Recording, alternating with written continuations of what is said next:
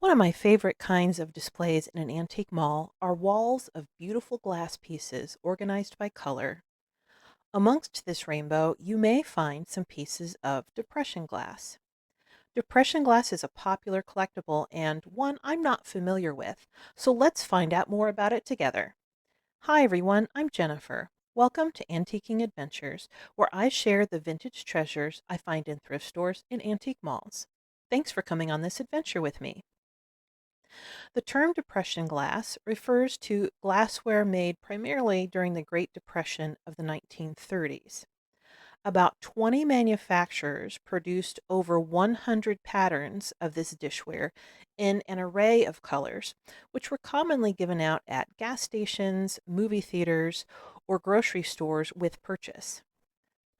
Quaker Oats, for example, gave out these pieces, hoping it would encourage shoppers to purchase more of their product to earn more pieces of glass.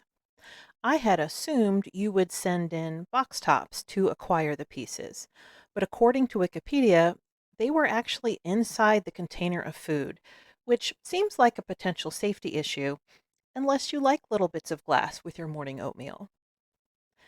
For many families, these freebies were the only way they could afford such pretty dinnerware. But depression glass could also be purchased directly. What made this glassware popular was that it was affordable due to being mass produced, a choice that some say also helped the manufacturers stay in business during hard times by making it easier for consumers to buy more product. Being mass produced meant that the quality was less durable, so many of these pieces contain flaws such as bubbles in the glass or an obvious seam, which can help distinguish original pieces from reproductions. Another detail to look at is the thickness, as reproductions tend to be thicker than authentic pieces. Despite its flaws, depression glass has been popular with collectors since the early 1960s. One popular pattern, royal lace, was produced in clear, yellow, green, burgundy, and blue. The blue color was the most popular of this pattern in the 1930s and remains some of the most expensive depression glass today. The avocado pattern is the oldest, being produced by the Indiana Glass Company from 1923 to 1933.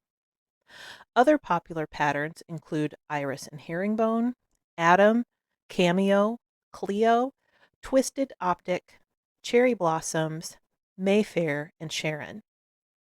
On a side note, I previously did a video on uranium glass, and some uranium glass is also considered depression glass. If you missed that video, click on the link above or at the end to learn more about this glowing glassware. The value of depression glass depends on age and the rarity of the piece, its color, or pattern. For example, candy dishes are common and therefore often less valuable. However, certain colors, such as tangerine and alexandrite, were made in limited quantities because they didn't sell well and are now more valuable because of their rarity. Just a quick PSA, depression glass is not made to be used in the dishwasher, which can cause clouding or other damage. So, you've heard me say it before in this channel, hand wash only. Also, I've included a couple links in the description that are good resources if you want to know more about your depression glass, such as more details about specific patterns or what patterns or colors are worth the most.